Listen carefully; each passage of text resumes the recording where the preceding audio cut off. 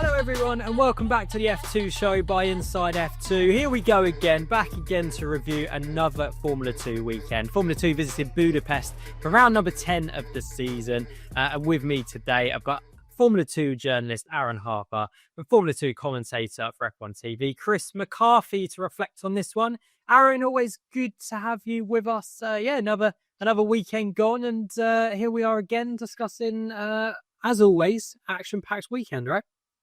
Always. I mean, it's just Formula 2 all over. You can take it to a circuit where it's notoriously difficult to overtake, and yet it can still throw up action because that's just how Formula 2 works. So, yeah, there was lots going on in the sprint race, and then there was loads more going on in the feature race with the mandatory pit stop and how that all played out, the strategy that was in place. So, yeah, it really kept us on our toes and never quite sure what the outcome was going to be even till the final corners. That the last lap of the sprint race was unbelievable. I had me off the sofa on my feet. So, we're definitely going to talk about that in a bit. Chris, most important question to ask you, mate. Are you ready for a break? It's been a busy summer, right? It's, races coming left, right and centre. Yeah, thanks for having me back, guys. I mean, I think everyone's ready for a small break after that weekend. I mean, the sprint race alone, as Aaron said, was and yourself was fantastic, wasn't it? It was one of the sprint races of the season, which was unexpected. It's a track where you shouldn't really get a lot of overtaking. And Alex Brondel even said this was a bit of a slow burner during the middle, and then it sort of went to the classic F2 sprint at the end, with some bizarre things going on as well. Were people going to dive into the pit lane? Pit lane was closed, which just made it even more fun. And then the feature race, we had a real interesting strategy going on where it kind of went the other way, which kind of threw a big curveball into the race. So, yeah, it was a really interesting weekend, and we're left unusually with a bit of a gap at the top of the championship, which I don't think we've had before. So, came at a good time for Leo Fornaroli. We're going to get onto that shortly, but it's kind of a bit of we're going into the weekend, the top five separated by 12 points. We come out the weekend with a bit of a gap, don't we? Which I'm sure Fornaroli will be very grateful for. Listen, we've got loads coming up. We're going to talk about Pepe Marti's sprint race win. We're going to be talking about Roman Stanek, good weekend for him. There's Invicta in general. Let's start off by talking about them, actually. I mean, dominant weekend for them, not only for obviously Leo Fornaroli, but for Invicta. A rock up on Friday. Roman Stanek takes pole from Leo Fornaroli. They lock out the front row. And then on Sunday, obviously, Leo Fornaroli wins. Despite having a 5-second penalty, he still manages to get the win. And Roman Stanek comes home in second. And I was just saying to you both pre-show, that I can't remember in the last couple of seasons a weekend as dominant as that. And it was Mercedes 2014 kind of dominance from Invicta, Aaron, wasn't it? It was such a throwback, wasn't it? It's such a rarity in Formula 2, not only to see a front row lockout for a team, but for that to then be converted into what was quite a dominant 1-2 finish. Only Jack Crawford could really get close. Luke Browning was close for a few laps, but that challenge kind of faded away. And I mean, there was a bit of a threat that Crawford, if he'd got past Roman Stanek during the feature race, could have snatched the win from Fornaroli. So it was by no means a foregone conclusion, but like you say, Fraser, it's a dominant weekend by the time they come out of it. I did the maths. The last 4 rounds, Invicta have scored 153 points. The next closest team is High Tech with 81. They're on such a roll. They've won 4 of the last 6 Formula 2 races. They hadn't won up until Silverstone. Fornaroli breaks his drought and ends the team sort of barren run from last year. And they've just been on a crusade ever since. It's just like wave after wave of points and wins and pole position and champagne and trophies and celebrations. They need 4 weeks to celebrate all of the wins. It's unbelievable. It's unprecedented levels of success in Formula 2 for Invicta Racing right now. And they are just such a well-oiled machine. They're doing such a good job. I think that's the thing, isn't it? We see purple patches for teams in Formula One, for example, but you don't see that in Formula Two very often. And it's they've been absolutely brilliant and deserve a lot of praise. And Chris, I want to talk to you about Leo Fornaroli, obviously winner of the feature race. I know you've watched him for a long time now through Fracca and through Formula 3 as well. He waited a long time for a win, didn't he? Now, all of a sudden, he can't stop winning. A couple of sprint race wins, and now he has a feature race win. How important will it be to get that feature race win, I guess, off his back, if you like, the fact that he hadn't won a feature race in a couple of years? Yeah, I think massive. I think when he did take that sprint race win at Silverstone, that was a massive weight lifted off his shoulders, and you could see that with his celebration. I think everyone was up to congratulate him straight away. But for him, it was like, all right, I've done this now. Let's go and win some more races, and he backed that up straight away with another sprint race win, and then the feature race win came as well, and he's kind of replicating Kimi Antonelli, isn't he, with the first win at Silverstone, first feature race win at Hungary, and those two, I know, good friends as well. So yeah, that it's quite funny to see that how he's replicating his countrymen there. But I think this is something that the other drivers should be slightly aware of, that we're seeing this side to Leo Fornaroli, because we didn't see this in Formula 3. All we saw from him, and I say that all we saw from him, but what we saw from him was just massive consistency, which is going to win you Formula 3 titles.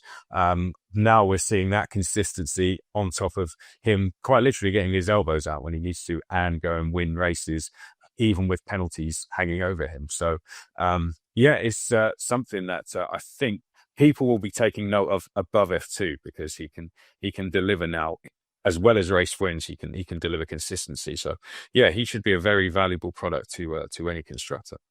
It's interesting because when I spoke to Leo after his sprint race victory in Silverstone, I said, how are you going to celebrate tonight? I know you got a race tomorrow. But he said, I'm not going to celebrate too much. It's only a sprint win. And I kind of said to him, you don't get to win all the time. Make sure you celebrate it. It's always worth winning. And then he goes and wins in Belgium. And then he's kind of with this one. I'm sure he celebrated long and hard into the night on Sunday and made the absolute most of it with the feature race, because I got the impression that was the one he was really after. So, very, very pleased. And it was, like Chris says, it was such an impressive performance, mostly because of the 5 seconds, which he admitted he was at fault for. But to go and deliver that, it's really classy stuff. That's really, really impressive. The 5-second penalty doesn't matter when you got that kind of pace, right? He picked up the 5-second penalty and still stretched the gap and still won the race. So, unbelievably from Leo Fornaroli. Sorry, Chris, go on. Well, I was going to say, and he's a free agent as well, isn't he? He's not attached to any manufacturer. We've seen him do a Formula E rookie test, but that's about it. So it's that part of the season. We go into the summer break now, and negotiations start to take place, and it's at the point now where you would be surprised almost to see him come back to Formula 2 next year if he keeps delivering like this. And I'm just waiting for the announcement of which constructor he's going to be tied to, because he deserves it. Hold that thought, Chris. We're going to come back to that later on the podcast. So hold that thought, my friend. All right. Obviously, we've mentioned about Invicta and their dominance. We've got a clip, haven't we, Aaron, from James Robinson, the Invicta team principal. Let's hear what he had to say to Inside F2. Words can't express how proud I am of the team, and especially of the team. They got the engineers, the mechanics, everybody involved in the team setup, behind the scenes, both here and in the UK. Words can't describe how proud I am of all of them. I thought from day one that it's the best team in F2, and it goes without saying that the events of this weekend have more than cemented that feeling. So that was James Robinson, Invicta team principal. And I think he's bang on there, Aaron, isn't he? Jack on Discord asked a question. He says, why were Invicta so quick this weekend? And does this turnaround in performance for Roman Stanek mean that things are looking good in the team standings for Invicta as well? Yeah, they're looking really strong. And if we go back to Silverstone, where all of this really sort of started to build momentum, James Robinson said that Roman needed to turn theory into practice and deliver on the feedback that he was having with the car, like in terms of getting it set up and providing the team, and then putting that into qualifying and setting himself up for a solid weekend. In Formula 2, qualifying in the top 10 is everything, because if you can be in and around the points on Saturday, you can pick up a few points, and then you can be at the sharp end come feature race Sunday, and that's where the big points are handed out. So for Invicta, getting 2 cars at the front in that top 10 group on a regular basis is so important for them. And Roman has really stepped up and started to deliver. I think there was a real breakthrough earlier in the season around Spielberg. He got the podium, backed it up with a good qualifying and a good result in the sprint race at Silverstone.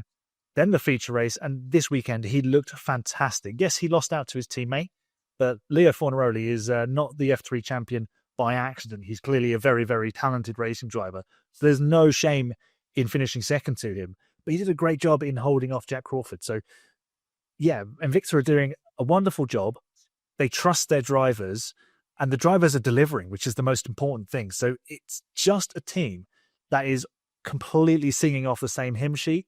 They're working as one, and that momentum is going to be oh so difficult to stop. In some ways, the summer break has come at the wrong time for them, but they've racked up an enormous amount of points. It's going to take some effort to catch them. Yeah, no, it really is. You mentioned Jack Crawford there. A good or important weekend, should we say, for Jack Crawford to bounce back after not scoring in Spa, Chris. I think, it was a difficult weekend in Spa by his own high standards. I think that's fair to say. And I guess the P3, the best of the rest, keeps him in contention, doesn't it? Harry asks on Instagram, would Jack Crawford have won the race if he'd have passed Roman Stanek? It's one we'll never know, I guess. The Dams team looked incredibly frustrated, didn't they? They were looking more and more frustrated as he couldn't get by Roman Stanek. He looked like he had the pace. He just couldn't make use of the DRS.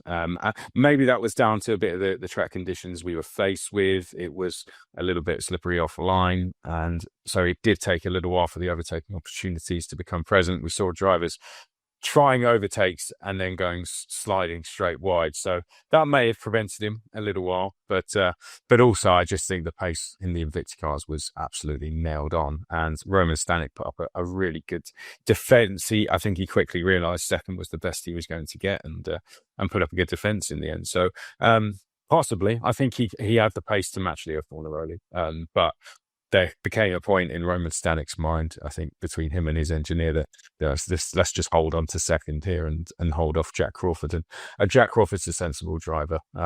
He knows he's fighting for this Formula 2 title, so I think he did the right thing in the end by settling for third place. And a double podium is the best thing he could have done after what was a pretty torrid Spa, to be fair, where he was in the wrong place at the wrong time.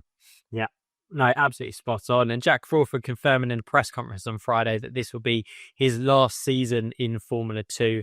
What he's doing next, we're not sure. He definitely confirmed his interest in the Cadillac seat, which is something that we kind of mentioned to him exclusively on Inside F2 when we spoke to him at the start of the season and asked him if he was interested in the Cadillac seat. And he was kind of saying, I never say never. So, let's wait and see how that evolves. Of those drivers then, Chris, obviously Fornaroli, Crawford, Browning, Verschoor, Alex Dell, some of the title contenders. Lindblad was in there as well. We'll get on to talking about him in a minute. But who would you say, actually, let's take Fornaroli out of that. Who, other than Leo Fornaroli, who's benefited the most from this weekend? It's a good question. Crawford definitely benefits a huge amount, I'd say, but also Pepe Marti. I'd speak about him as well. I mean, he's just keeping himself within touching distance, and the win did a lot for his confidence. I think he's put himself ahead of Arvid Lindblad, so he's there or thereabouts. He just really needs to convert sprint race wins into feature race wins, and that could turn for him into fighting for top 3 spaces, but overall, on the face of it, I'd say definitely Jack Crawford was the big beneficiary. To be ahead of Richard Verschoor now, that was a change we saw happen. He's put a little bit of distance between himself, Luke Browning and Alex Dunn. He wanted to go into that summer break happy.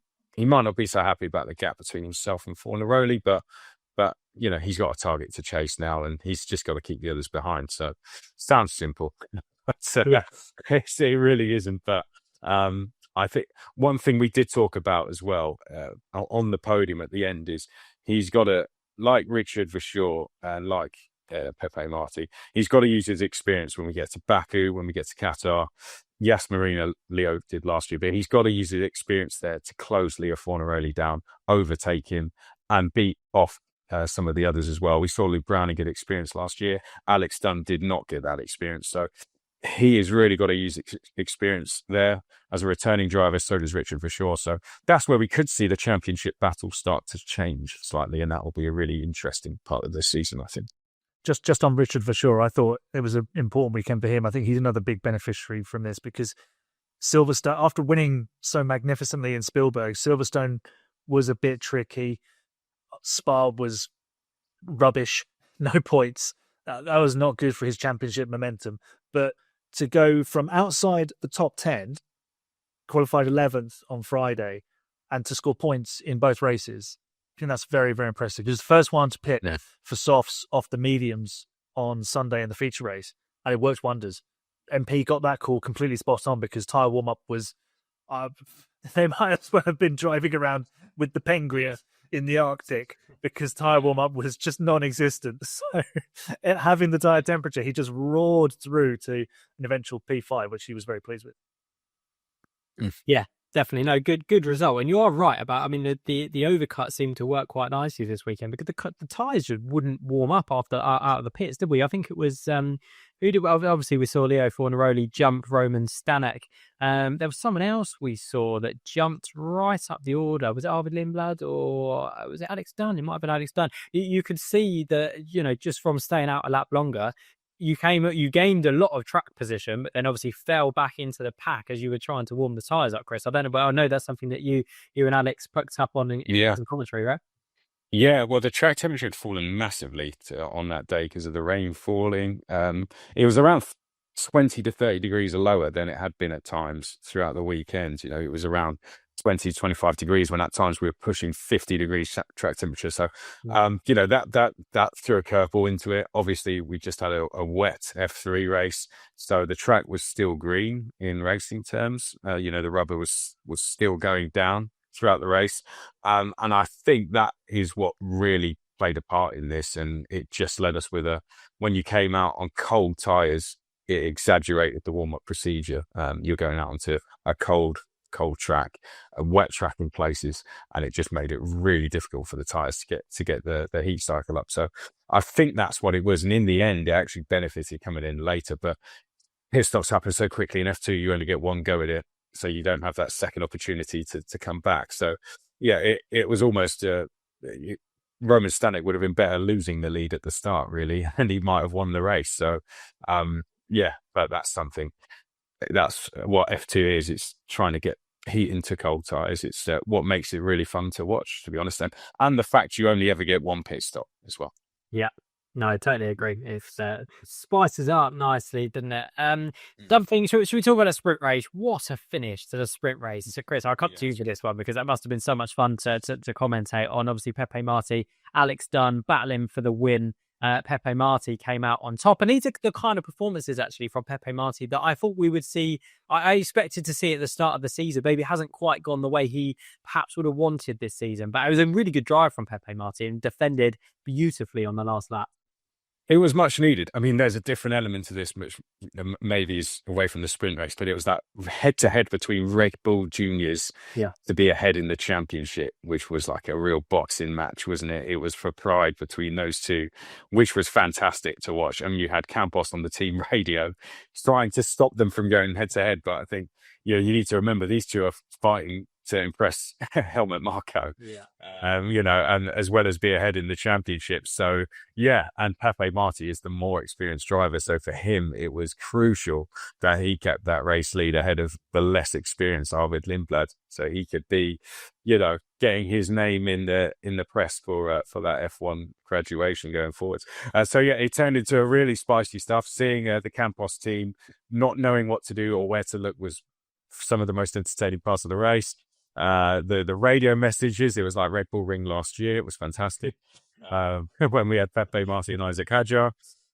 And yeah, it was great. Obviously, there was a period where everyone was kicking off the laps, but we knew at the end it was all going to kick off, and that came obviously when Sebastian Montoya broke down the start finish straight. And yeah, what an end to the race. We did wonder why the gap reduced, because Pepe Marti seemed to have it under control, but that slide into turn 5 allowed Alex Dunn to catch. I've never seen anyone go around the outside ultimate corner, but Alex Dunn nearly went into the pit lane, tried to beat him that way. It was proper elbows out stuff, but I think it was all done fairly in the end. I think Pepe Marti defended his position as Alex Dunn would have done, and it was a fantastic race all the way to the end, proper F2 sprint race stuff. And the afters was just as entertaining, I have to say. The scenes of Alex Dunn running up the stairs was brilliant. Pepe Marti celebrating.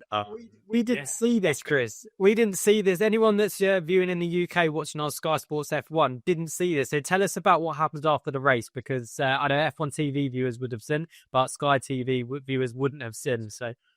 Oh, well, they came in, obviously, to Parfumé. Alex Dunn jumped straight out the car, ran for basically just went straight off. He was not interested in any celebrations, really, with the team. Not that we saw on camera. I'm not saying he didn't. Pepe Marti took all the time to celebrate with his Campos team. Alex Dunn ran straight for the cool-down room media centre, and the cameras kind of chased him up the stairs, which was a really brilliant scene. And we had him in the cool-down room by himself. So we threw to the cool-down room as standard procedure, but he was there so early that it was just complete silence. Him on his own. Yeah, it was him on his own. And me and Alex were left with a situation where we didn't know what to do on commentary. Like, do we just commentate him about... so we did speak for a little while, and then in came Jack Crawford, and he didn't really know what to say. He didn't really know what had gone on, so he didn't know why Alex Dunn was so furious. And then they started showing the replays to Jack Crawford and Alex Dunn. Quite clear at this point that Alex and Pepe were trying to avoid each other. So they started showing the replays, and Alex Dunn was just laughing about all of it, to be honest. You can tell he was really furious. And then Pepe Marti came in, and that's where everyone sat forward in their chairs to see what was going to happen next. And he did shake his hand. Pepe Marti did shake Alex Dunn's hand. Fair play, he shook it back. But then the replays had finished. Pepe Marti was questioning, why aren't we watching the race? So the directors played the replays again. So they could all watch his act. And Pepe Marti directed his conversation to Jack Crawford. Let's just say that he directed his conversation, and Alex Dunn didn't really say anything. But they decided to play the replays twice, which I've never seen done before. And it was fantastic. It was fun. It was the best cool down from F2 I've ever seen. They showed respect to each other. I'll say that. They did shake hands, but they did not want to be in there with each other. And they tried everything to avoid each other. And Alex Dunn, they walked separate ways off the podium from memory. Seemed all right once they got to the press conference a little while later. They were obviously sat next to each other in that. And they were asked about the various investigations they were under. And I mean, Alex Dunn had a fair amount to say about his penalty from Spa, but he didn't really want to comment on anything that had just happened in the race. So, he was quite punchy about the penalty in Spa. So we got a nice article about that on the Inside F2 website, which was good. But yeah, it was interesting to see their interactions in the press conference. They seemed all right by that point. Seemed to have out of it. I think it was a case that things just needed to cool down a little bit. They were Exactly. We had one driver very disappointed in losing out. You never want to. It was a classic last lap, last corner stuff. Finger pointing going on in terms of who earned the road and stuff. And I think once Alex had calmed down, he was all right about it. Pepe was all right about it. Like I said, they shook hands in the cool down room and moved on from there. So, but it made for entertaining stuff, I have to say. And then you've had Jack Crawford going, "Oh, I'm surprised I'm here. This is great." Yeah, Jack Crawford was doing what we were doing. Got the popcorn. Love it.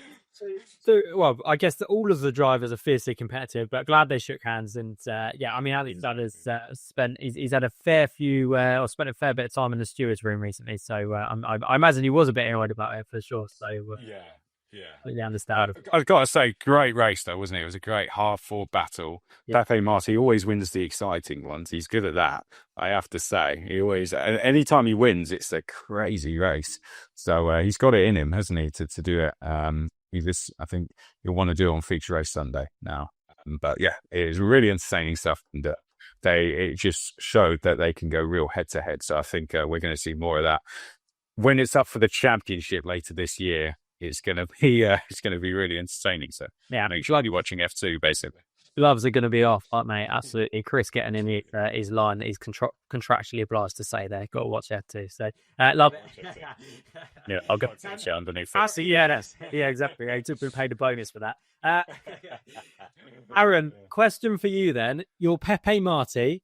You said on this podcast earlier on in the season, you think there will be an RB seat up for grabs at the end of the season, and you think Arvid Lindblad will be in that RB seat next year. If you're Pepe Marti, surely you're going to Dr. Helmut Marko, you're knocking on that door and you're saying, hang on a minute, I'm 5 points ahead of Arvid Lindblad in the championship. Why am I not the one that's getting the opportunity? Surely that's what Pepe Marti is going to be saying, no? Yeah, you'd like to think that he's going knocking on the door and going, what more do I need to do? How do I get this opportunity? How do I get myself into that seat? But the Racing Bulls situation is incredibly complex because I feel like they've got too many drivers for not enough seats again, because they don't quite know what's going to happen with Yuki Tsunoda. They don't know what's going to happen with Isaac Hadjar, Liam Lawson. Is it going to be Lindblad? If Pepe Marti puts a run together, it could be him. Remember, they've got Oliver Goethe as well as a Red Bull Junior. So, I mean, sadly for Oliver, I think he's not had quite a strong enough season, but he could put another season together next season and put himself in the fray. So, they've got lots of options, Red Bull. I feel like there might be a bit of a tide sort of shift because Christian Horner was very keen on Arvid Lindblad. So whether others share that same enthusiasm remains to be seen. That's not to say he's not done a great job and he's not a very good driver. Quite the opposite. But we know what Helmut Marko's like. He will just pick, and everyone will be left going, "Well, how has he come to that conclusion?" So, who knows?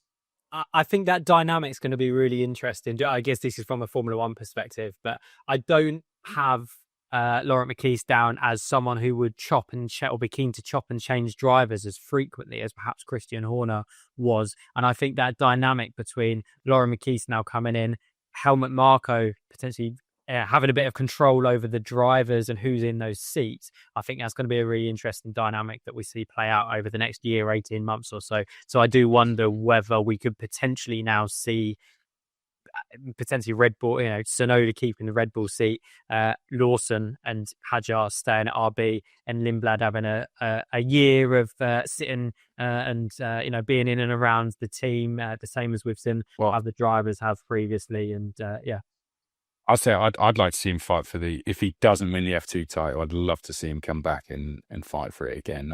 He's not, like Pepe Marti's done. He's a very young driver, and if he's not to graduate, I'd love to see him continue and fight for it. Because he only got a year at F3 and he almost won it. So if he's in the hunt this year with a year underneath him, I think he'd go into next season a championship favourite and could win the title like Isaac Hadjar did. And then he's got to be nailed on for a seat then. Maybe Red Bull should do what they did when they first ever arrived in Formula One.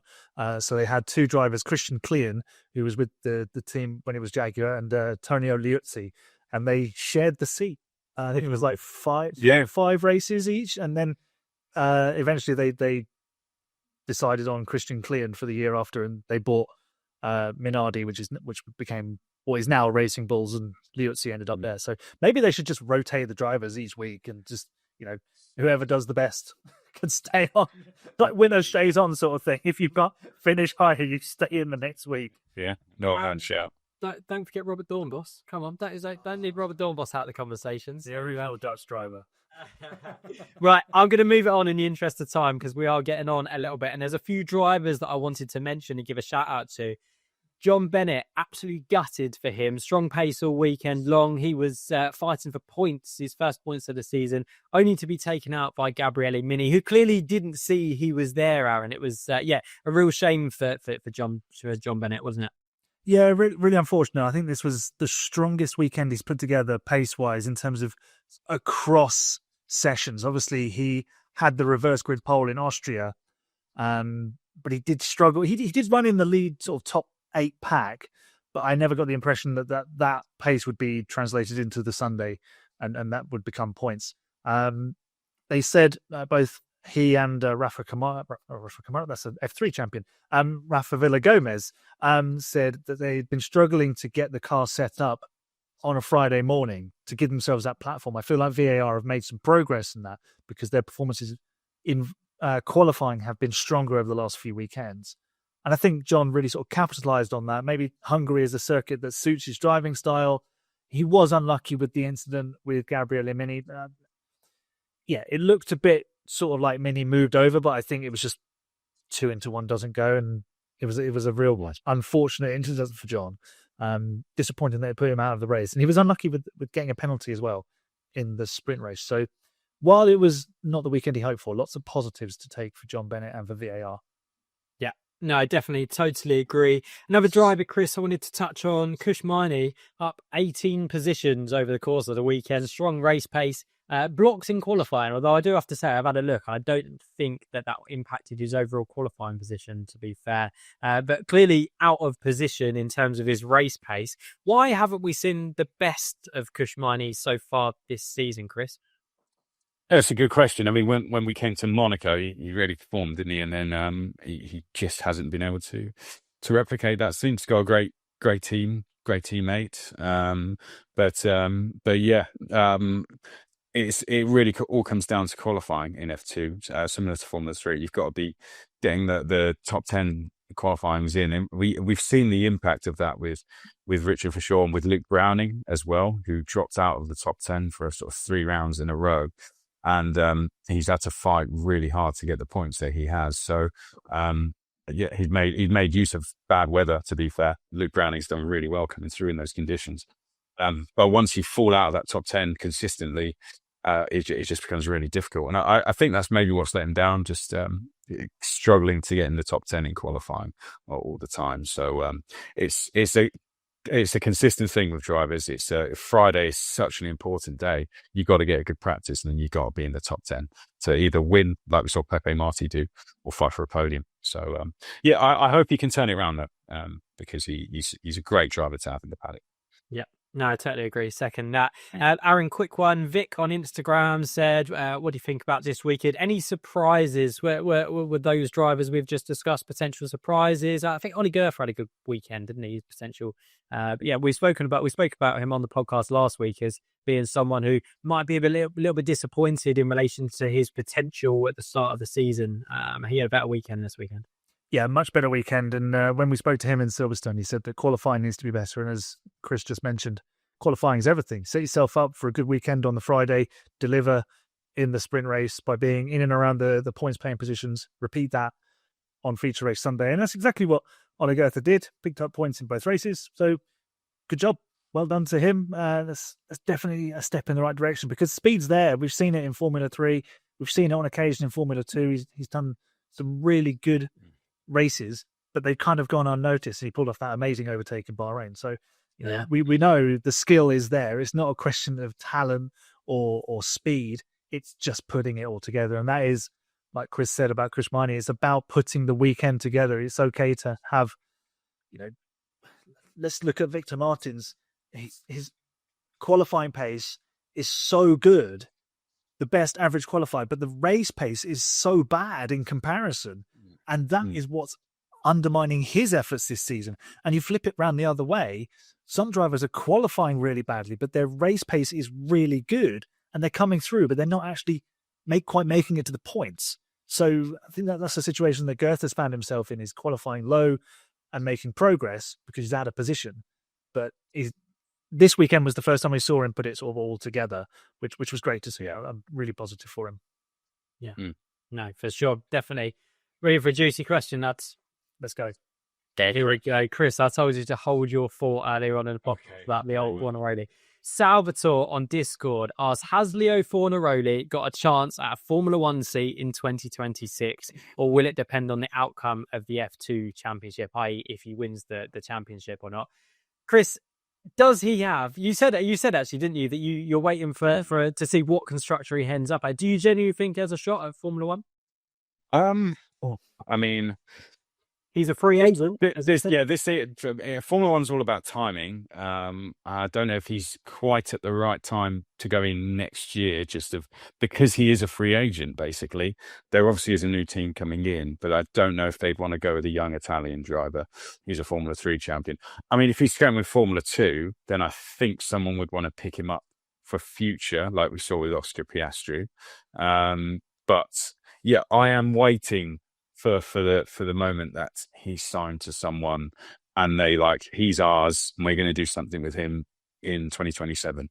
I don't know I just don't know if he's come at the right time for next year. But look, Oscar Piastri, it was timing for him, wasn't it? And then he's now leading the World Championship. So I think we'll get a similar scenario with Leo, and I don't know where he's going to go. It still bemuses me why he hasn't been signed by anyone.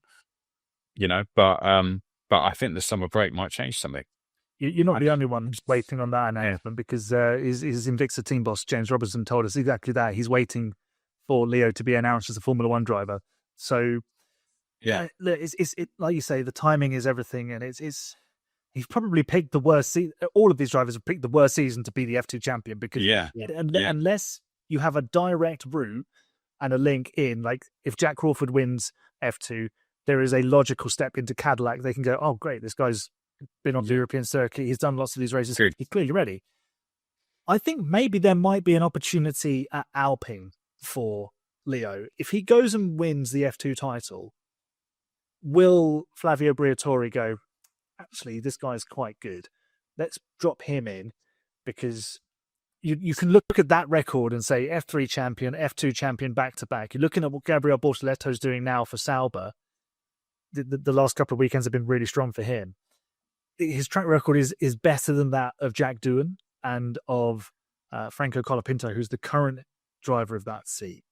So there could be an opportunity there, but I think that rests on winning the F2 title or being very narrowly beaten at the very end by a Jack Crawford or even a Richard Verschoor, maybe even Alex Dunn. But then Alex Dunn has got the same situation as Bortoletto in that McLaren are a bit full of race-winning drivers right now. So where's he could go? So it's we need another 6 teams on the F1 grid, please. We do, don't we? I mean, Invicta was so fast this weekend, they might have been able to be on the Formula One grid and compete this weekend. Mia on Discord asks, so she says, thoughts on struggles with F2 drivers not getting F1 seats at the moment, with not many seats showing an interest. Do you think Cadillac or maybe Audi would shake up their driver lineup? And she said, what F2 drivers do you think could snatch a seat? I guess, we've just had 5, 6, however you want to say, drivers move into Formula One from Formula 2 last year, which is the most we've ever had. So I wouldn't necessarily say that we're struggling to see Formula 2 drivers get into Formula One. But Chris, as you mentioned, I think timing is everything, and I think a lot of teams will want continuity going into a new era of Formula One, right? And do you think that there, other than Leo Fornaroli, if he was to win the championship, for example, and we've just discussed potentially that Jack Crawford might have an outside chance at a Cadillac seat. Do you think there's any other Formula 2 drivers, Chris, that could sneak a seat? Do you think Alex Dunn could, for example? Do you think Luke Brown in maybe? Is there any drivers?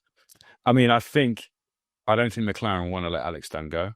I think they rate him so highly that they have just done a deal with United, haven't they? So they've got another outlet there to use junior drivers, which I think is a really good deal for them, and that would be a great way for junior drivers to stay a part of McLaren, to come back for them, so they can go off and do sort of European Le Mans WEC, to the biggest 24-hour Le Mans. So I think that's where, a route for Alex Dunn to do while he waits for his place. And in terms of other drivers, I still do think if Arvid Lindblad has a strong end to the season, then he will sign on the dotted line and we'll find a way in for him. Because of how talented he is, he's been 2.5 years, he's accelerated through, and I just think that there'll be something in it for him. His only problem is Liam Lawson has really stepped his game up, hasn't he? And it would all fall on Yuki Tsunoda, I think, what they want to do with Yuki Tsunoda. So if they want to keep him or if they want to move him aside, I think it might come to that because Liam Lawson's doing all right now. So but Arvid Lindblad's probably the only one, but I still think he could be the one that could get a shot in. As for the guys at Williams, they've got a really good team. So if one of them steps aside, then Luke Browning has got a shot, I'd say. Or medical emergency, given their track record. Yes, that's never discount that. I know they've had both. They both had their their appendix out. Yeah, there's still a spleen. There's all sorts of other organs that can have issues. Obviously, I don't want Alex Albon on the side today. Yeah. Oh, but let's have it. That's very true. But yeah, I think we'll see many of them out in FP1s and come the end of the season. And there's great talent in there. So yeah, a few of them have got a shot, 100%. As Chris said earlier on in the podcast, keep watching Formula 2 for the rest of the season because it's going to be epic. Not only the title fight, but to see that driver movement as well elsewhere in the championship. And as we mentioned, chaps, just before we started recording, we might even see a certain F3 champion potentially in a Formula 2 seat for the end of the season. Let's wait and see. Congratulations to Rafa Kamara on winning the F3 Championship, absolutely brilliantly sewn up this weekend at Budapest. Let's take a look at the F2 Championship standings before we go. Leo Fornaroli extends his lead at the top to 17 points after his feature race win this weekend. Jack Crawford and Richard Verschoor are separated by just 2 points in second and third. Luke Browning moves to fourth place despite not picking up a win so far this season. Alex Dunn falls to fifth. And the team standings? Invicta have a convincing lead at the top now, 42 points clear of Campos in second. Not a bad weekend for High Tech, double points for them in the feature race, they sit in third. Dams and MP Motorsport round out the top 5. Okay, that's all we have time for today. Chris, go and enjoy your break, mate. Go and enjoy a well-deserved few weeks off. Aaron, we will see you for Baku, for Monza next up before we go to Baku. So we'll see you back on the 30 days away, which makes crazy way. Not that you counted me on it. I've just got the Formula 2 website open, and it's just 30 days, 14 hours, 5 minutes, and ticking down the seconds. And I'm just like, right. Can it go faster? Love it. Can you put it on fast forward? Okay, yeah, guys, if you've enjoyed the show, as always, make sure you go and give it a like and subscribe for more Formula 2 content. Over the break, we've got a few podcasts coming out, potentially a driver interview, so keep your eyes peeled for that. And also, Aaron, Martin and I are going to be sitting down next week to do our regular summer podcast, which is predicting the 2026 Formula 2 grid. So, yeah, excited for that one. But from me, Fraser Ford, and all of us here at Inside F2, we'll see you next time.